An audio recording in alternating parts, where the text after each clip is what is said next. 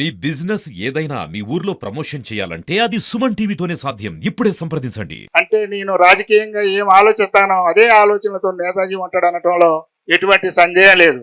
అందుకే నాకు నేతాజీ అంటే ఆత్మీయమైనటువంటి అనుబంధం. ఇది నేను మనస్ఫూర్తిగా చెప్తున్నా. అతని పార్టీ ఏదైనా కానీ, అతను ఏదైనా కానీ ఒక ఆత్మీయమైనటువంటి అనుబంధం మాత్రం నేతాజీ విషయంలో నాకుంది. అలాంటి వ్యక్తి అభినందన సభలో పాల్గొనడం అనేది నాకు నిజంగా సంతోషకరమైనటువంటి విషయం. నేను అదే ఆ తమ్ముడు చెప్తున్నా, నువ్వేం ఆషామాషిగా గెలవలేదు, చాలా పెద్ద మెజార్టీతో గెలిచావు. నాకు తెలిసి రెండు వంతుల ఊరు నీ పక్కన ఉంది. అలాగే నీ పక్కన కూడా చాలా నీ వెనక కూడా చాలా పెద్దోళ్ళు ఉన్నారు. నువ్వు ఏం అనుకుంటే అది ఈ ఊళ్ళో జరిగిద్ది. నువ్వు తలుచుకోవటమే మనసులో ఆ కార్యక్రమం జరిగినట్టే. ఈ అవకాశం అనేది మీ నేరడ గ్రామానికి నిజంగా కలిసి వచ్చింది. నేను 2-3 మాటల్లోనే మాట్లాడినా చాలా విషయాలు ఇప్పటికే మీకు అర్థమై కూడా ఉంటాయి. ఆ అవకాశాలను అందిపుచ్చుకొని ఈ నేరడ గ్రామానికి నువ్వు ఎంత చేయగలుగుతావో అంత చేయమని, నేరడ గ్రామంలో కూడా 2 పక్షాలు నీ పక్కనే ఉన్నందుక ఎటువంటి అరమరకలు అక్కడేం పెట్టుకోవద్దని అందరినీ కలుపుకొని పోయి రాజకీయాలకు అతీతంగా ఈ ప్రాంత నాయకులు బట్టి విక్రమార్క గారు, నందిని మేడం యొక్క సహాయ సహకారాలతో వారి పేరును కూడా నిలబెట్టే విధంగా అదే తడువులో నీ పేరు కూడా ఇక్కడ నిలబెట్టుకునే విధంగా ఉండాలని నేను మనస్ఫూర్తిగా కోరుకుంటూ, నాకు ఈ అవకాశం ఇచ్చినటువంటి వారికి ప్రత్యేక ధన్యవాదాలు తెలియజేస్తూ థ్యాంక్ యూ. మాకు ఈ ప్రాంతంలో అనేక మంది స్నేహితులు, అనేక మంది పెద్దవాళ్ళు మాకు అండగా ఉన్నారు కాబట్టి ఏ కార్యక్రమాన్నైనా మేము చేయగలుగుతాం. మరి రాబోయే రోజుల్లో ఈ ప్రాంతంలో అనేక రకాల అభివృద్ధి జరుగుతూ ఉన్నది. రేపల్లవాడ నుంచి నేరడకు 7.5 కోట్ల రూపాయలు ఈ పక్కనే రోడ్డు పూర్తి చేసుకోవడం జరిగింది. మరి 18.5 కోట్ల రూపాయలు కొంజర్ల నుంచి నేరడ చింతకాని పోయే రోడ్డు కూడా R&B రోడ్డు మరి పనులు కూడా చురుగ్గా ఆగుతూ ఉన్నాయి.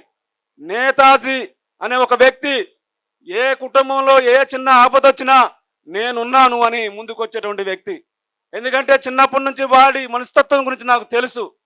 ఎవరికి ఆపద వచ్చిందన్నా కూడా ఒక్క క్షణం కూడా ఆలోచించినటువంటి మనస్తత్వం ఉన్నటువంటి నేతాజీ వారి కుటుంబం. మరి అదేవిధంగా వారి అన్నదమ్ములు చెప్పాలి. నేను గోపాలరావు కూడా ఈ ప్రాంతంలో సిపిఐ మండల శాఖ కార్యదర్శిగా పనిచేస్తూ వారు కూడా పేద ప్రజలకు అండగా ఉన్నారు. వారి తమ్ముడు కళ్యాణ్ గారు కూడా వారి మనస్తత్వం కూడా నాకు తెలుసు. ఎవరికన్నా ఆపద వచ్చిందంటే తప్పకుండా బాబాయ్ మనం ఈ పని చేయాల్సిందే, వాడికి మనం అండగా ఉండాల్సిందే అని చెప్పేటువంటి కుటుంబం ఏదైతే ఉందో అది శ్రీరాములు గారి కుటుంబమే. మరి ఈరోజు ఈ ప్రాంతంలో ఈ విధంగా వారికి సన్మానం చేసుకోవడం కూడా చాలా గొప్ప విషయంగా చెప్పుకుంటూ, మరి అంబటి వెంకటేశ్వర గారు కూడా మండల పార్టీ అధ్యక్షుడిగా ఈ ప్రాంత అభివృద్ధిలో వారి పాత్ర కూడా ఉంది అని చెప్పుకోవడానికి మాకు ఎటువంటి సందేహం లేదు. ఎందుకంటే ఎక్కడన్నా సమస్య ఉంటే బట్టి గారి దృష్టికి తీసుకుపోయేటువంటి కార్యక్రమాలు చేస్తూ ఉన్నారు. వ్యక్తి నేతాజీ సుభాష్ చంద్రబోస్. అటువంటి పేరు పెట్టుకున్నటువంటి నేతాజీ నిజంగా ఈ నేరేడ సర్పంచ్గా గెలిచి మీ అందరి ముందు సార్థకం చేసుకున్నాడని చెప్పి నేను భావిస్తూ ఉన్నాను. ఎందుకంటే నేతాజీ సర్పంచ్ ఎన్నికల కంటే ముందు హైదరాబాద్లో సుమన్ టీవీలో ఒక మంచి ప్రత్యేకమైనటువంటి స్థానంలో ఉండి ప్రతిరోజు కూడా అతని దగ్గరకు వచ్చి ఇంటర్వ్యూల కోసం చాలామంది విఐపీలు, ఎంపీలు, ఎమ్మెల్యేలు, పెద్ద నాయకులు కూడా ఇంటర్వ్యూలు తీసుకోవడం కోసం ఆయన దగ్గరికి వస్తూ ఉన్నటువంటి సందర్భాన్ని నేను చూశాను. అటువంటి వ్యక్తి గ్రామ పంచాయతీ ఎన్నికల్లో పోటీ చేసేదానికంటే ముందు మమ్మల్ని సంప్రదించడం జరిగింది. ఆనాడు నన్ను మావయ్య అని పిలుస్తూ ఉంటాడు. మావయ్య నేను ఇట్లా ఎన్నికల్లో పోటీ చేద్దాం అనుకున్నానంటే వాస్తవంగా చెప్పాలంటే నేను వద్దనే చెప్పి ఆ రోజు. ఎందుకంటే నీకు ఇంత మంచి స్థాయి ఇక్కడ హైదరాబాద్లో ఉంది, ప్రతిరోజు ఎంతోమంది ముఖ్య నాయకులతోటి నువ్వు కలిసేటటువంటి అవకాశాలు ఉన్నాయి. అటువంటి అవకాశాలన్నీ వదిలిపెట్టి నువ్వు నేరడ గ్రామ పంచాయతీ సర్పంచ్గా గెలిచి నువ్వు చేయగలిగింది ఏముంది అంటే ఆ రోజు నాకు చెప్పింది ఆయన ఏంటంటే మీరే అంటున్నారు కదా నాకు చాలా సంబంధాలు ఉన్నాయని, అటువంటి సంబంధాలన్నీ కూడా నేను గ్రామంలో సర్పంచ్గా గెలిచినట్లయితే మా గ్రామంలో అభివృద్ధికి, యువకుల అభివృద్ధికి, మరి ఉద్యోగాలు కానీ ఇంకా ఉపాధి అవకాశాలు కల్పించడం కోసం కానీ అవన్నీ ఉపయోగపడతాయి. కాబట్టి నేను అందుకే సర్పంచ్గా పోటీ చేస్తాను, చేసి గెలిచి అక్కడి నుంచి వాళ్ళందరి అభివృద్ధి కోసం తోడ్పడతానని చెప్పడం జరిగింది. అతను గెలవటం అంటే నేరడ గ్రామం యొక్క అదృష్టం. 2/3 మెజార్టీ వచ్చింది అంటే అతను చేసినటువంటి సేవలు మనందరం కూడా గుర్తుంచుకోవాలి. సేవ చేసేటువంటి వాడిని ప్రజలు గౌరవిస్తారని నేతాజీ విషయంలో మనకు అర్థమవుతా ఉంది. ఇంకొక అంశం కూడా మేము చెప్పాలి. ఇక్కడ 2009లో అసెంబ్లీ ఎన్నికలు జరిగినాయి. ఈ అసెంబ్లీ ఎన్నికల్లో భాస్కర్ చెప్పినట్లుగా నేతాజీ కుటుంబం ఏదైతే శ్రీరాములు గారి ద్వారానే నా దగ్గరికి బట్టి గారిని తీసుకొచ్చారు. అంతకుముందే 2007లో బట్టి గారు ఎమ్మెల్సీగా నిలబడ్డప్పుడు ఇక్కడ స్థానిక ఎంపీటీసీని మాయ చేశారు. మాయ చేసినప్పుడు నేను నేతాజీ ఇంకొంతమందిని కలిసి ఒక సాహసోపేతమైనటువంటి కార్యాన్ని చేసి ఆ ఎంపీటీసీని తీసుకొచ్చాం. అప్పుడు బట్టి గారు మాకు ఎదురుపడి ఏంటి గురువు ఇంత సాహసాలు చేశారు ఎందుకని కూడా మమ్మల్ని అడిగారు. మా పార్టీ ప్రతిష్ట కోసం మేము ఏదైనా చేస్తామని చెప్పాం. అదే సందర్భంలో 2009లో మాకు ఇతరులతోని పొత్తున్నటువంటి కాలంలో మేము అనివార్యంగా మా పార్టీని రక్షించుకోవడం కోసం బట్టి విక్రమార్క గారికి సహాయం చేశాం. ఆ చేసినటువంటి సహాయం వారు గెలుపుకి కారణమైంది. వారు గెలవటం అనేది ఈ ప్రాంత అభివృద్ధికి మూలమైంది. కాబట్టి ఆ సంఘటనని మేము చాలా సంతోషంగా తీసుకుంటా ఉన్నాం. ఇప్పుడు నా పెద్ద కొడుకు వాళ్ళ తాతగారి పదవిని 450 మెజార్టీతోని, ఈ మెజార్టీ వచ్చిద్దని నేనైతే ఊహించలేదు. 60-70 వస్తుంది అనుకున్నా. ఒక దశలో ఓడిపోయిద్దని కూడా అనుకున్నా. కానీ ఇక్కడ ప్రజలు మాత్రం ఎంత నిజాయితీగా ఓట్లేసి గెలుస్తాడు నేతాజీ నువ్వు ఎందుకు భయపడుతున్నావు, మందరు సినాడు కదా మామ, 250 కానుంచి ఎంత మరిపోయిందో కూడా తెలియదు మనకి, వరుస తిరిగితే మాత్రం ఊహించుకోలేము మామ అని చెప్పిండు పాపం మందరం సీను. నాకైతే నమ్మకం లేదు. సీన్ చెప్పిండే కానీ గాంభీర్యం మాట్లాడుకున్నా. నాకు ఒక పక్క వణుకుతూనే ఉంది. నేను ఇంట్లో పోయి కూర్చోవడం జరిగింది. ఆ తర్వాత 250 మెజార్టీ అన్నారు. ఆ తర్వాత 350 మెజార్టీ అన్నారు. ఓయ్ ఏంది ఇది ఓటేనా, నిజంగా గుర్తున్నారా వీళ్ళు, లేకపోతే గ్యామ్లీ చేతన కట్టలు అనిపించింది. తీరా చూస్తే 450 ఓట్లు వచ్చినాయండి.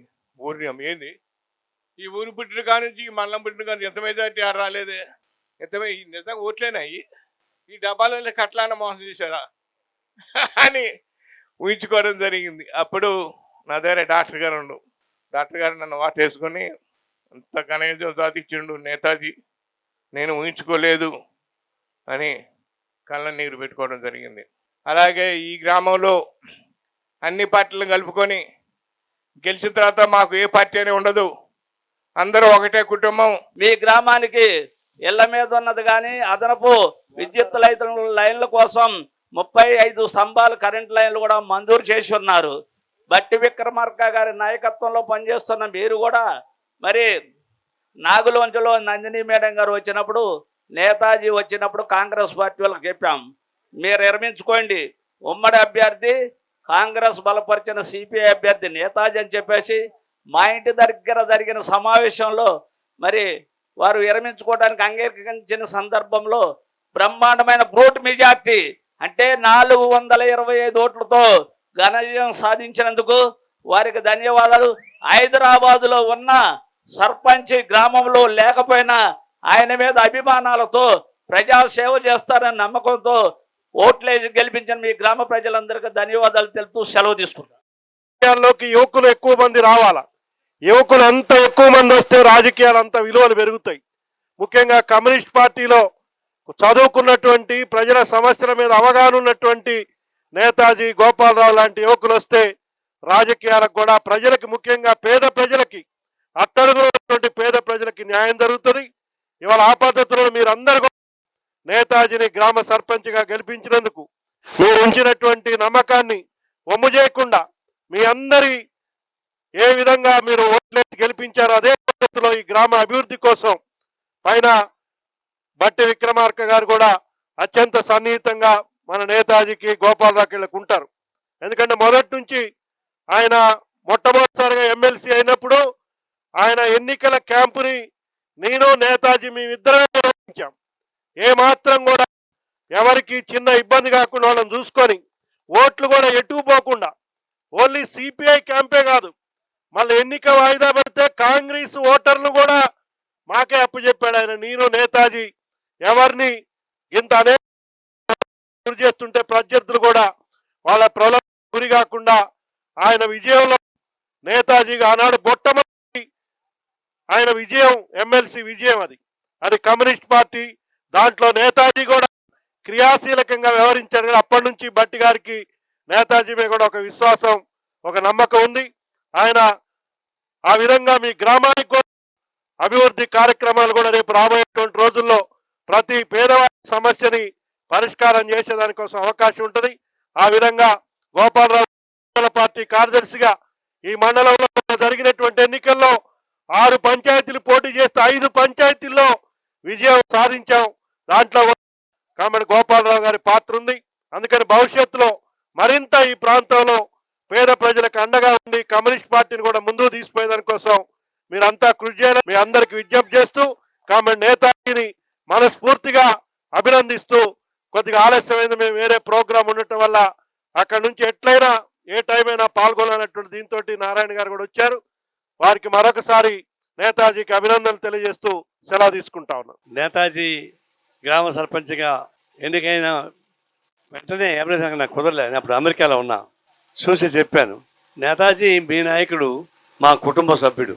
నేతాజీ కూడా అదే విధంగానే మమ్మల్ని హక్కుని చేసుకుంటాడు. నేతాజీ గెలుపు మీదైతే మా కుటుంబ గెలుపు నాదిగా నేను భావిస్తాను. ఇక సామాజిక బాధ్యత చెప్పగల ఆల్రెడీ మీడియాలో పనిచేస్తున్నాడు. మంచి చెడులు తెలుసు. ఈ గ్రామ అభివృద్ధి ఏ విధంగా చేయాలో తెలుసు. తను చేసేటువంటి పనులకు సంపూర్ణ సహకారం ఒక్క కమ్యూనిస్ట్ పార్టీ కాకుండా అందరూ సహకరిస్తారు. కమ్యూనిస్ట్ పార్టీగా మేము అతన్ని అన్ని విధాలు చూసుకొని ఏ విధంగా అభివృద్ధి కావాలో దానికి కావాల్సిన సలహాలు ఇస్తాం. 10 మందికి సహాయం చేస్తేనే ఉపయోగం. నేతాజీ తక్కువ కాదు. ఆ ట్రంప్, అమెరికా ట్రంప్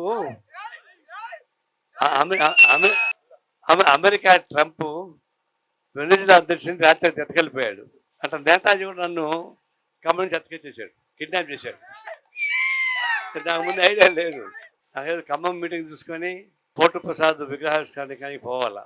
అప్పుడు ఫోన్ చేశాడు, నువ్వు తప్పకుండా రావాల్సిందని. నాకేం హెలికాప్టర్ లేదు కదా, అయినా సరే వస్తా అని చెప్పాను నన్ను. అందుకే అక్కడి నుంచి బాగా మధ్యాహ్నం పొడుచుంటే ఇంకా బాగా అందరూ కలిసేవాళ్ళు.